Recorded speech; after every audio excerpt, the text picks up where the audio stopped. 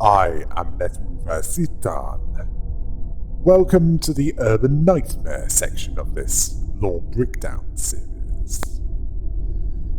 There'll be a few familiar faces here, and in a few cases, faces is a term I use loosely.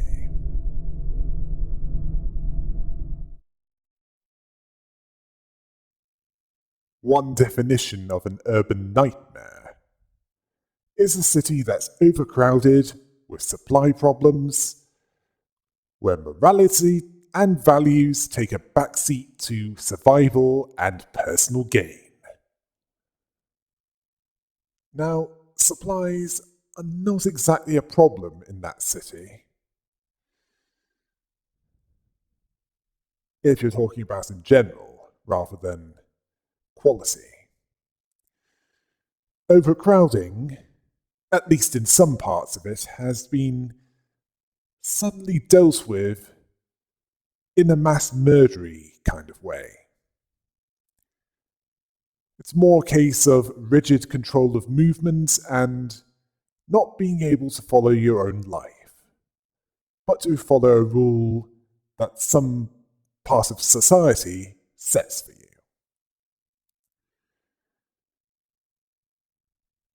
First in this section we have the Sweepers, an indigo noon ordeal in the Botany Corporation. These are durable and brutal beings that are also cybernetically enhanced, armed with claws and augmented strength. They not only tear through their foes, they also consume them.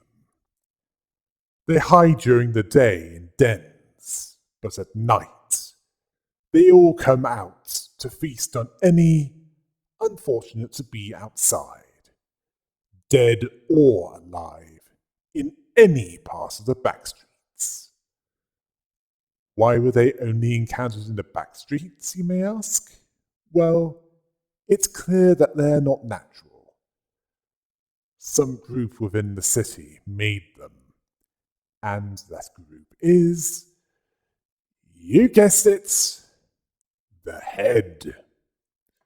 Now, why would the Head make a load of cybernetic cannibals in metal suits that come out every night between 3 a.m. and 4:20 a.m.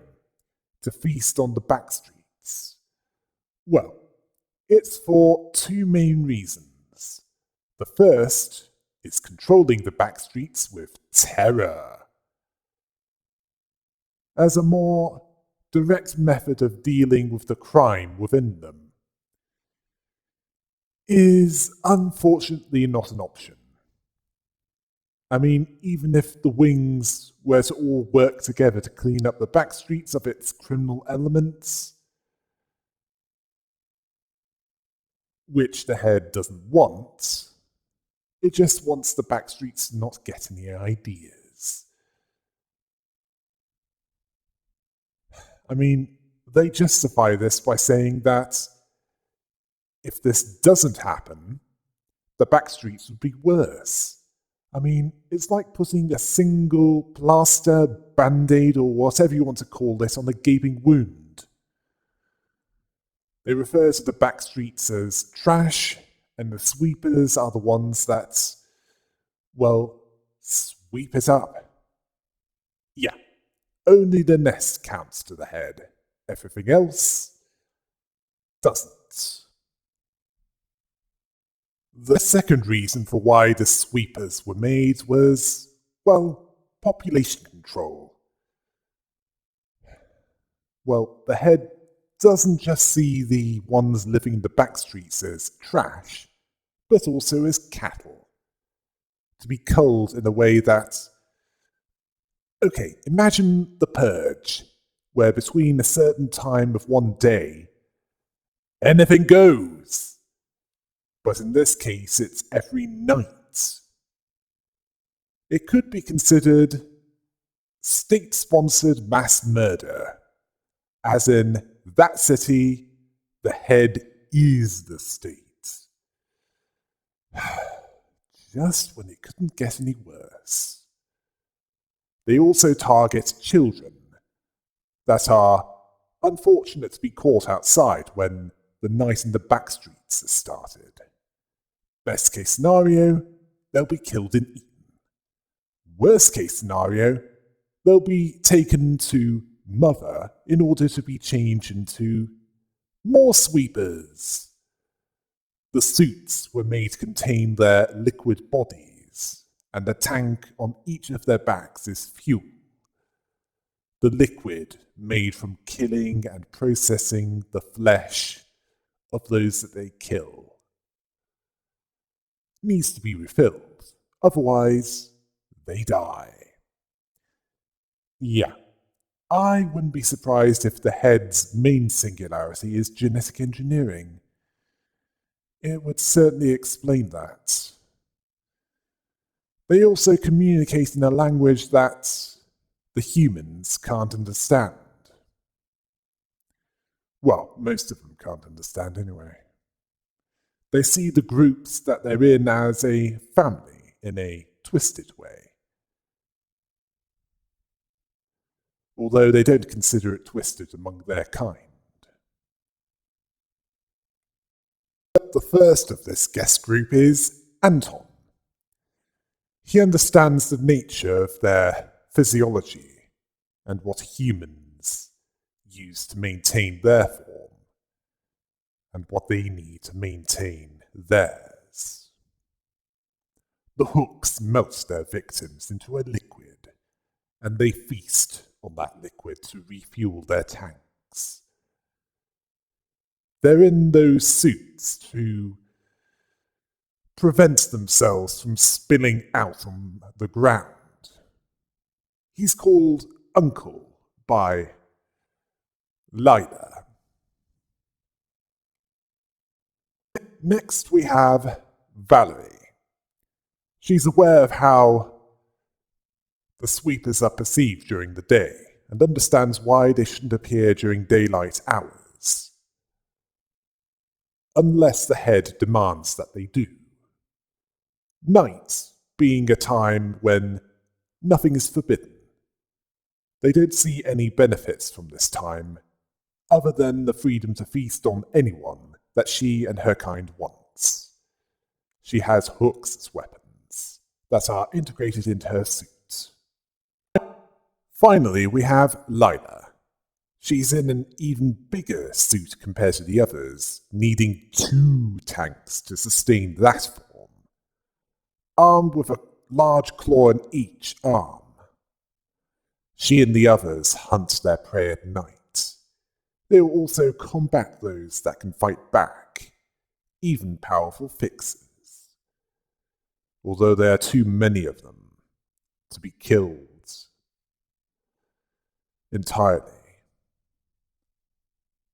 At least until the night of the backstreet ends. She's the one in charge over this particular group of sweepers. As for the generic no-name sweepers of this family, whether it be a noise pollutant that off the wrong person, or someone that was already dead, it matters not. They will be feasted upon, and they won't be there for the backstreet butchers to make use of.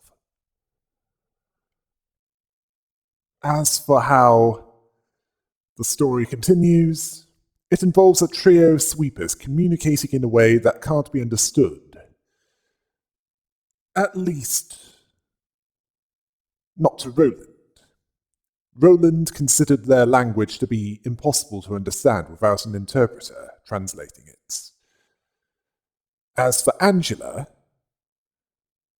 apparently she's similar to a certain robot that is fluent in over 6 million forms of communication. She can translate anything that appears to be a form of language. Roland was impressed by this, as all she needed was a few sentences to decode it. We then get back to their conversation, and Lila, the big sweeper, had found it clear that the night was no longer theirs. Wonder why that is. Valerie knows this, as there are fewer places to properly dine with their families. Lila mentions that the mist around the nest of the fallen Elcor had made it hard for them to see what's there. Some have even got lost in it. Anton asks why they didn't tell Mother about this. It's because she'd waged an all-out war against the Index, using the sweepers as expendable troops. Now, this is the same organization that attacked a lab in the outskirts, owned by Elcor, with an arbiter and 2 claws, due to seeing a potential threat. I mean, I doubt they even knew about Angela. Apparently the Index made a deal with the head involving the sweepers. A deal that they've since gone back on. And the only reason why Mother hasn't sent the sweepers against them is because she didn't know about that. Lila fears that many families will slowly die out due to being unable to refill their ranks. Anton noted that it would also mean that Mother will have difficulty in replacing their numbers with the children unfortunate enough to be caught out during their times of operation. Valerie sees that they all have their own homes, families and children. She advised caution, not neglect.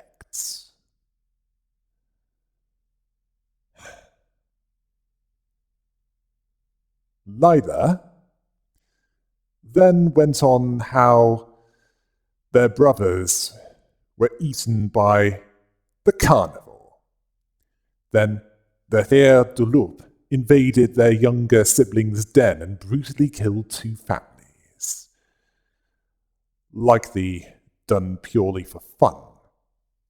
She was also wearing a suit that was likely made from the Nouveau fabric that she stole from the Kurokumo clan. After that, a proxy of the Index tore their neighbors apart, likely due to some prescripts. And just when things couldn't get much worse,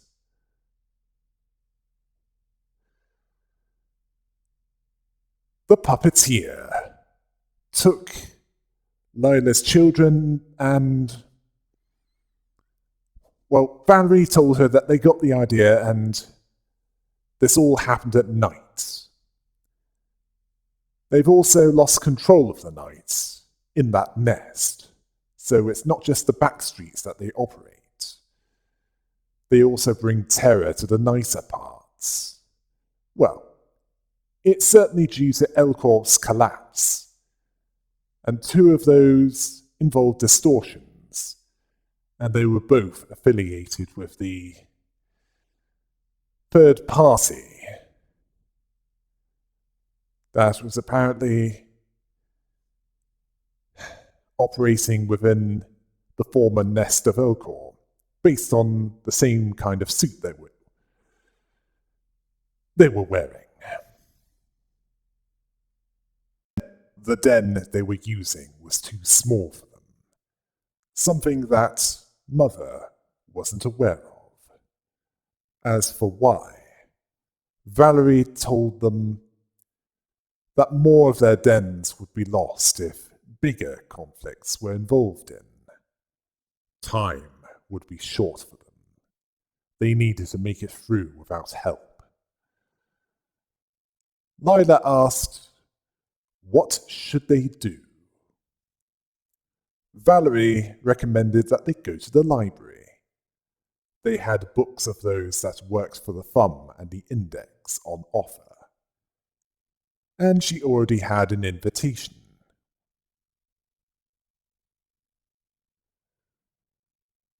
They'd have evidence of their betrayal on the head and the sweeper families, and the head would be more willing to assist them with their dining problems around the nest of District 12.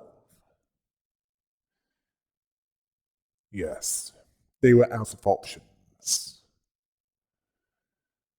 And considering what had happened so far, well, Anton feared that they were running out of time. Valerie was willing to call their neighbors to head to the library, to tell the children to lock the doors and not let strangers in before they left. As parents, they would protect Mother, their neighbors, their family, and their children themselves. Roland was surprised that they were receiving sweepers as guests, that they could organize themselves at any time for a clear purpose and talk so fluently.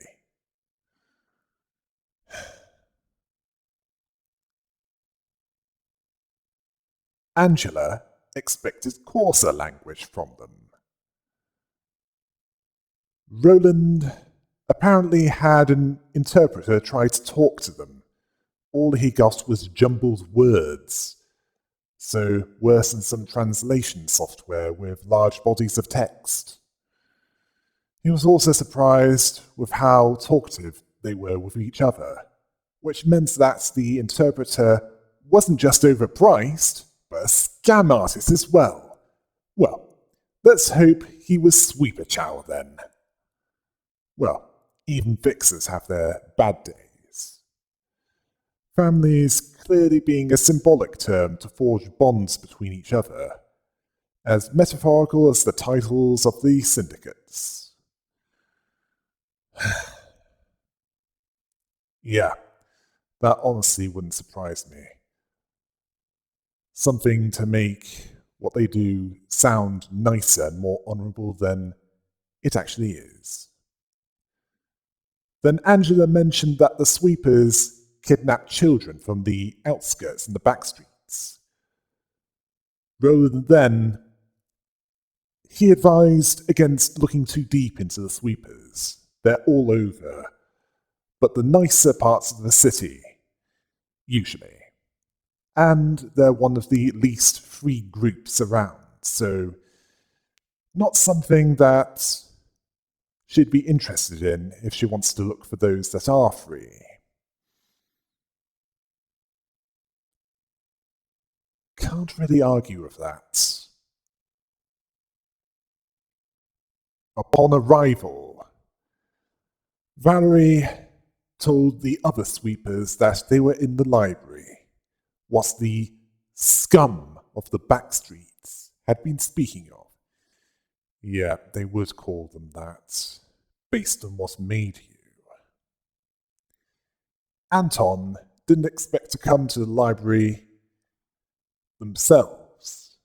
None of them do, but they go in there anyway.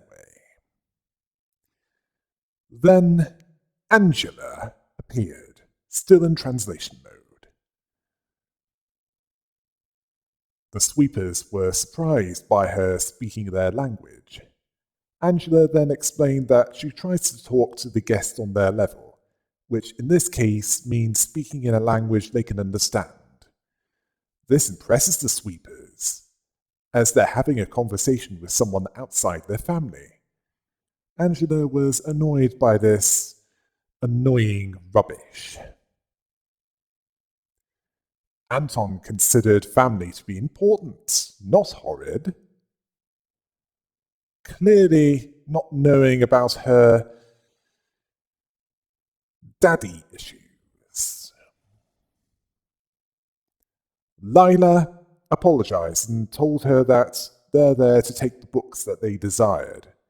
She then asked if the mist covering the nest was something that she knew about. Angela replied by saying that they'll find out when they get to the books and read them. But Valerie confirmed that they want the books and they'd be satisfied once they got them. Angela then let them in, and all the sweepers that came in were all defeated by the librarians that were standing in the way.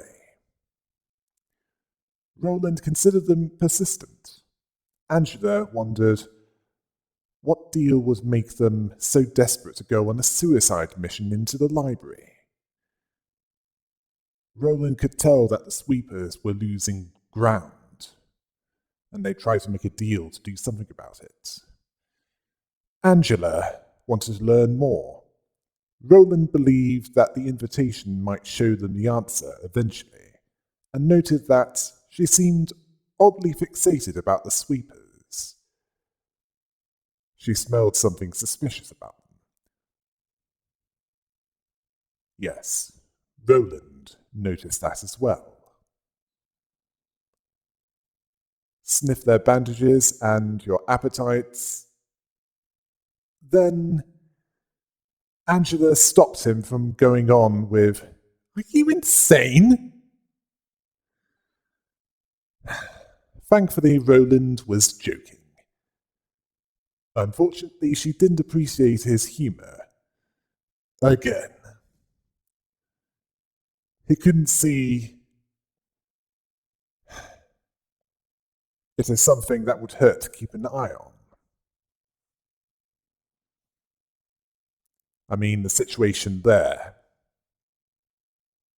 Next, we have the She Association. While the Zwei Association specialized in peacekeeping, this association of fixers specializes in assassination, preferring to quickly dispatch their targets or targets with as little attention directed towards them as possible. These are the same that assigned the Full Stop office to take care of the Church of Gears. And we know how that ended, don't we? Their motto is, treat every person equally, as the weight of death is equal for everyone. Yeah, that's right, we're all the same once we're dead. As we can't take our money with us.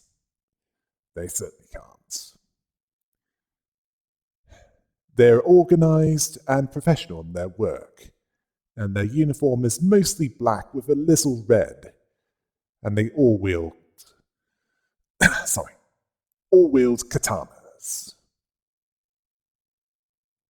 The one in charge of this group of guests is Eugen, the director of She Association South Section 2. She might be cold, but she's professional. She also cares about those that are under her, taking more of a beating than most, even though it would risk her own life. She's either a tough combatant or had quite a few augmentations. Might even be a bit of both.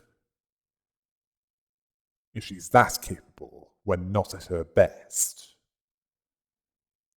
She was investigating one who had been recruiting distortions for an unspecified purpose, something that either violates or will violate the rules of the head, and so she sought to report this to the head. Unfortunately for her, this person intercepted this. And this person was Argalia, the blue reverberation. He didn't like that, but he couldn't just kill her. So he talked with Thelma, the branch manager of the She Association, and basically said, I helped you out when you were in a spot of trouble, so I need you to repay that favor by dealing with a number of things on this list. If you refuse, I might have to get nasty.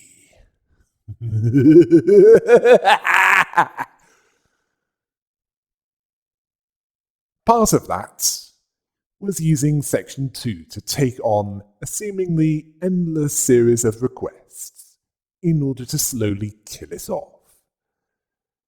This was when the library was an urban plague.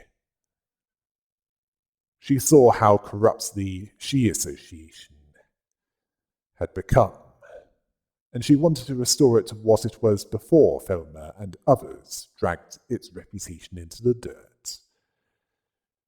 She was the one that sent the full stop office, largely because Section 2 was tired and injured from all the requests that were sent by Thelma.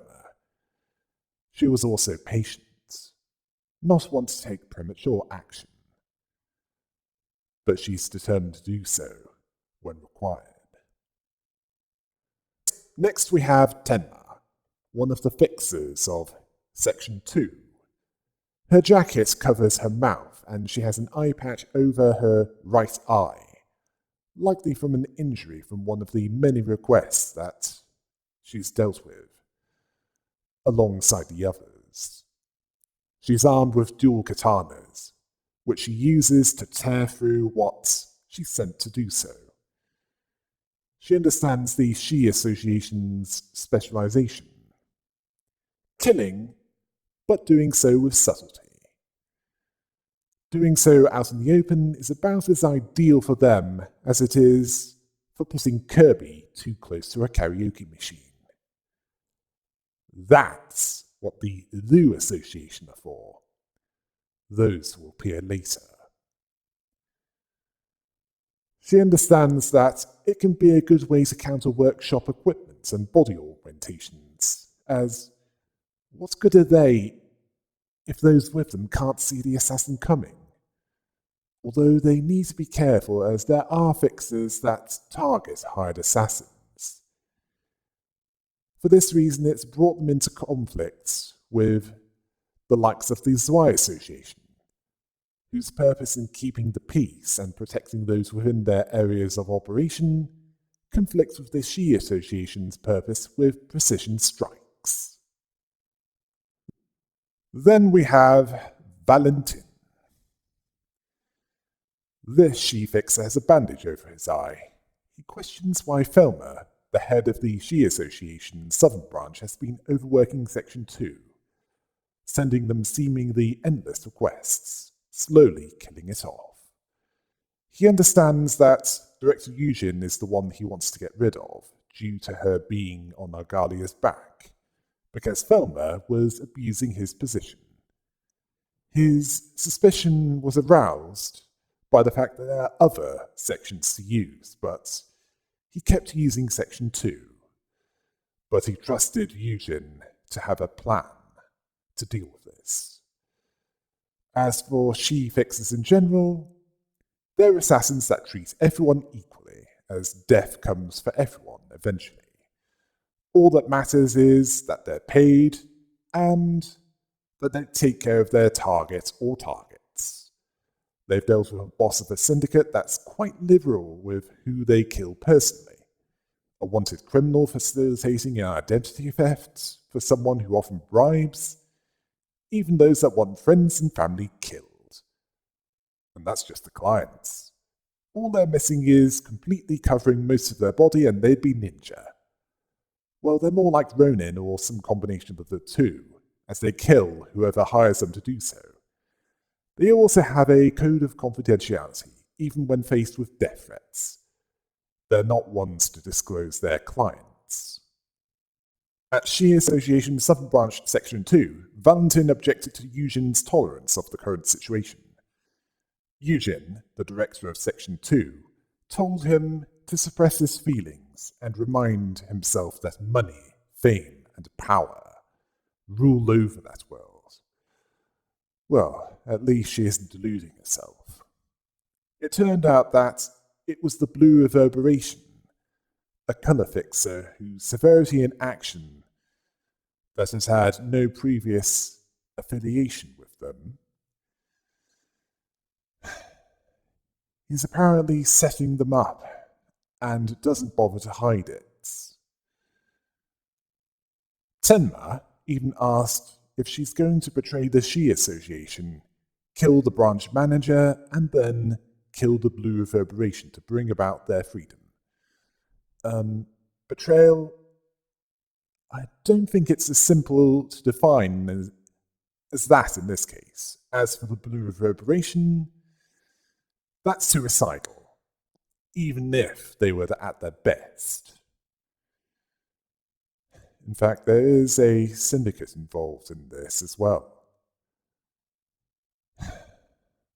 I'll be going over that later. Valentin saw the Shi Association as rotten to the core. And he doesn't even know the dealings that Walter had with the stray dogs.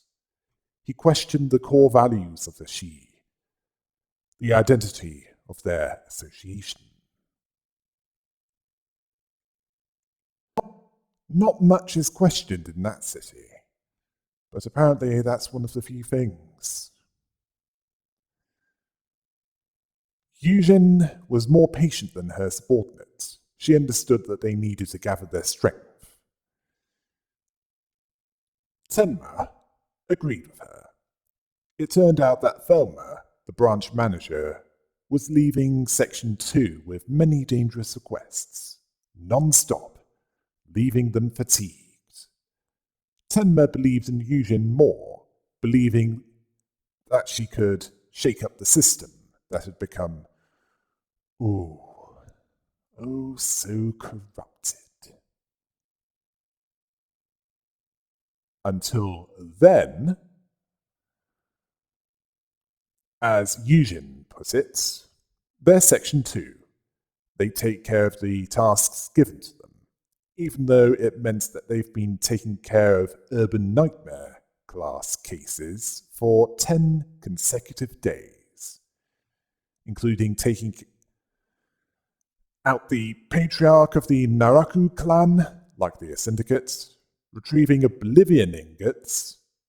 It's unclear where they're from, but it's likely to be from one of the wings, as it's likely to be easier to buy them. They destroyed the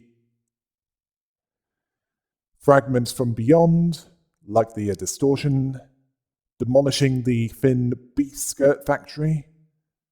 I didn't even know there were any cows left. Let's hope there are no Hindus near that. They also eliminated the captain of the Steel Comrades, likely another syndicate, and that last one was yesterday. Actually, I don't think the Oblivion ingots were bought, as if they needed to do that, it would need subtle assassination.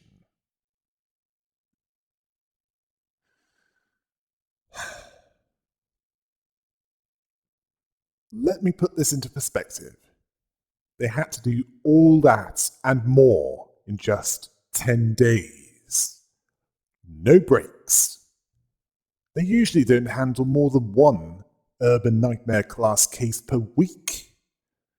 Well, they need to recover, and K-Corp Medical Nanotech is likely to be beyond the Shi Association's budgets. This had resulted in most of the fixers of the Southern Branch's Section 2 being killed. So they're going the way of Zwei Association's Southern Branch Section 6 after Walter died. As for those that are still alive, they're barely holding together. That includes them. Like the bandages and eye patch aren't enough of an indicator of that. And that's just the medical attention that we can see. They're close to breaking in both body and mind. Karoshi sounds too mild to describe this. And Section 3 got wiped out in a similar way to them, due to the tsunami of diuretic. That was the unreasonable amount of requests coming their way. And they're almost at that point. I'm guessing the director of that section of Thelma as well. Eugen was in the worst condition, but she didn't look it, even though she took many of the hits meant for others. Well, she's certainly one that leads, for example, not the sit in the office and let others die so that she doesn't have to kind of fixer. She understands that broken parts can be mended and wounds sewn up, dismissing the severity. Now, I have respect for her because of that, and other things. As for the others, well,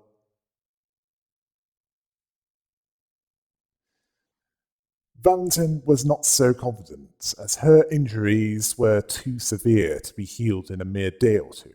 In fact, all of Section 2 that was still alive would take longer than a few days without key called nanotech, which of course they don't have access to.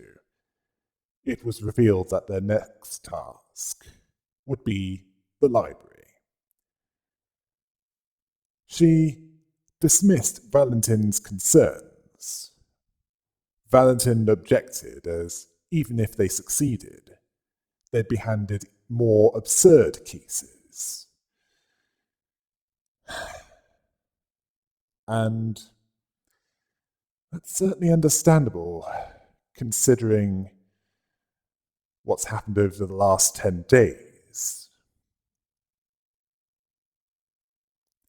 Tenma agreed, as it seemed that the one giving these requests wouldn't be satisfied until Section 2 was annihilated.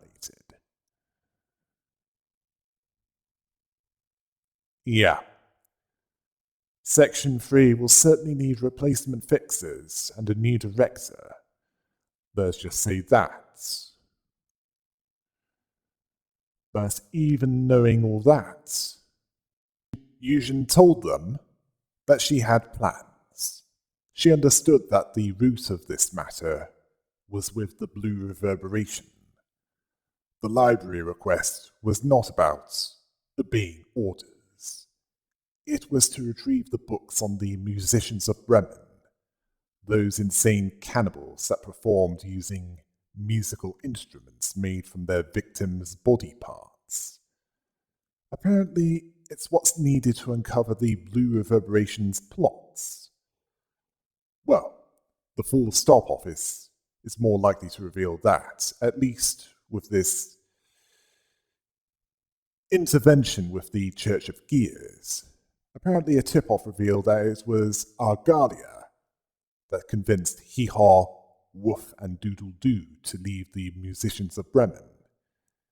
Eugen believed that the books will reveal what he's conspiring. As for why she sent the Full Stop office to assassinate the Church of Gears, it was to acquire information. But as Valentin put it wasn't going to be the end of it. As for what Eugen plans to do, she'll take her own measures when the request was done. Tenma was worried about Eugen, that she would be reckless with her life for Section 2. Valentin noted that she's always been putting others above herself. Perhaps another resistant to the disease of the mind, at least to some extent.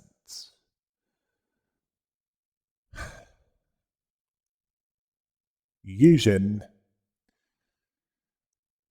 made it quite clear that she wouldn't be too reckless with her own life, at least not on purpose. Largely because this tide can't be turned if they're dead. Well, you can't do much of anything if you're dead. She then told them to bring any that are still capable of moving, never mind fighting, leaving those that would just be dead weight. Well, they would be, where they're going. After watching this, Roland noted her honesty. This made Angela question that he was really a small-time, no-name fixer. Yeah, he knows too much to be that. His connections are too broad and deep for him to be lacking in any notable ability. Roland answered that by saying that he's currently grade 9, but he wasn't always that. He used to be much higher, before a chain of events led him to be demoted to the bottom. He used to be a grade 1 fixer before. Angela questioned that. It was hard to believe, which was less distrust than Roland was expecting. Apparently the reason for why he got so many connections was because he mostly did intel. So he'd be a good fit for 7 Association. Apparently the reason why he can put up a decent fight was a combination of the body she gave him and the library's powers, as in the key pages and the combat pages, among other things. Then Angela asked if trust is important in his business. I mean, is it okay to see Eugen die like that? Roland sees it as unfortunate, but they only saw things from their perspective. They're not entirely free of blame for those that they killed, who were just trying to survive and possibly became a threat to the current regime.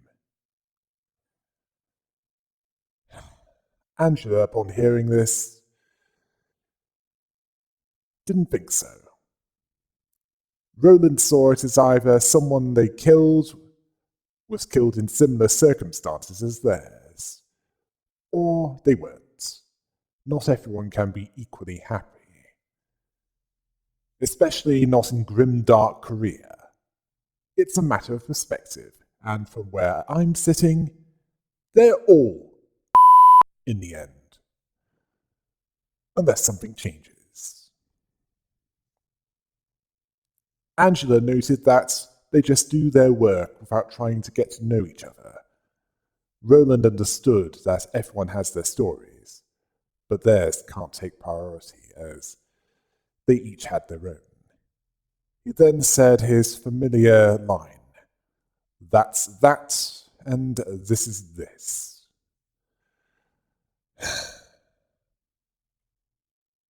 Upon arrival, Valentin told them that they've done all the first aid that they could give, all that just so they could be at least somewhat effective in combat. Tenma was about to voice her concerns when Eugen interrupted her by telling her to focus on the task at hand before doing anything else.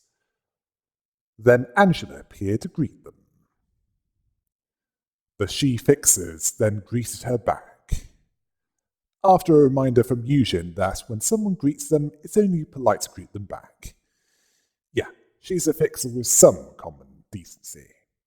Eugen then got straight to the point and told her their intentions to acquire the books on the invitation.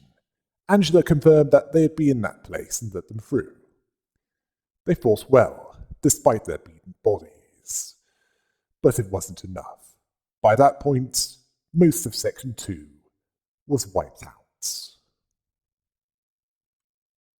Angela considered Eugen to be memorable, leaving behind a similar impression as a fixer that she used to know. This fixer was Cuddy, the Red Mist. Now this made Roland go into fanboy mode.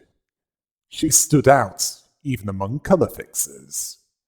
She did some unspecified stuff that was significant to him, and then she disappeared. Angela said that she was a former colleague of hers. Well, she's not wrong, and she's closer than he thinks.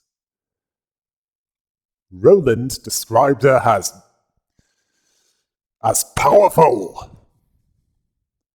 He couldn't put it in any other way. She only took requests from others, not herself.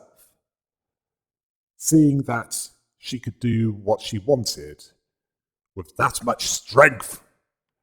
Tell me about it. She wasn't what I'd call easy to take down, even with the South Korean tactic known as the Zerg Rush. Oh, about that. Roland then walks onto the floor of language, and then walked into a cloud of nicotine-scented smoke coming from the cigarette or death stick in use by its patron librarian, who is Gibera. Now that's interesting timing. Roland commented on there being a heavy drinker down below in the form of Nezhak. And you're complaining about that? Now, there's a heavy smoker! Gibera reasoned that her body never gets sick, so she can smoke all she wanted without fear of things like tar clogging up her lungs or lung cancer. She recognized Roland and that he's Angela's helping hand. As for how she knew this after only just waking up, it wasn't something that she counted as sleep, as she was forced to watch everything going on in the library so far. So she didn't feel refreshed due to what could be considered a dream. More like a confirmation of that nightmare. It still resulted in her not needing an in-depth update. In his case, that he's a grade 9 fixer. That detail was something that Gibber was not convinced by. She suspected that he was there for a purpose that he hasn't disclosed yet. Apparently, Angela might have bought into his lies, but he's not fooling Gibera. Well, perhaps that's just what Angela wants him to think. That, and she has other things to deal with, besides one that entered the library uninvited. This was based on her experience as a fixer in her first life. Apparently, you get a rough estimate of a fixer just from their looks.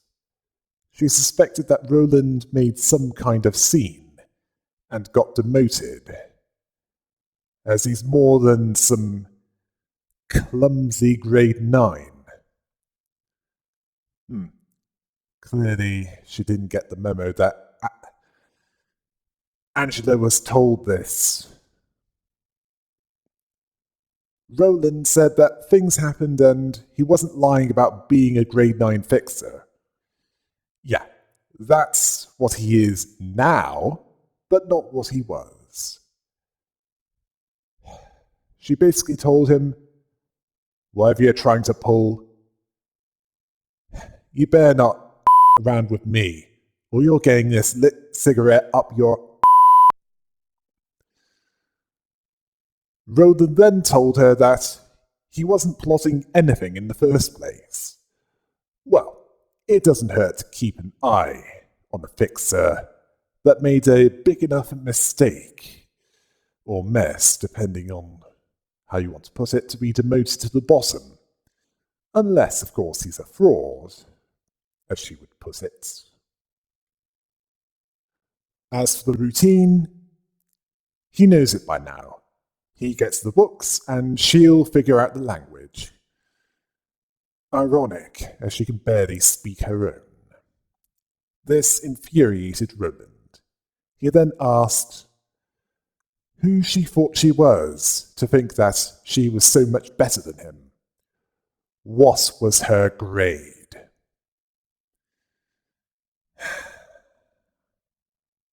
She simply said, the red mist. Roland was dumbfounded by that. Yeah, that's one. Gibera used to be Cully, the red mist, the bad. She was hired by Carmen as a bodyguard, a tough fixer, even by their standards. She protected Ian and Benjamin from Garion and the Claws, carving her way through the abnormalities that were released on that day, along with the 2 Claws, sent to make sure. And with one arm, she wielded what appeared to be the mimicry Egeo weapon against Garion, Arbiter of the Head, where they killed each other in battle. As Gibera, she couldn't let her rage die down, and this resulted in the facility needing to beat her down in order to, help her get over what caused it after that. Well, we know what happened eventually, don't we? I actually pity what Tipref and her assistant librarians had to deal with as their first abnormality. Until next time. Hail the rabbits!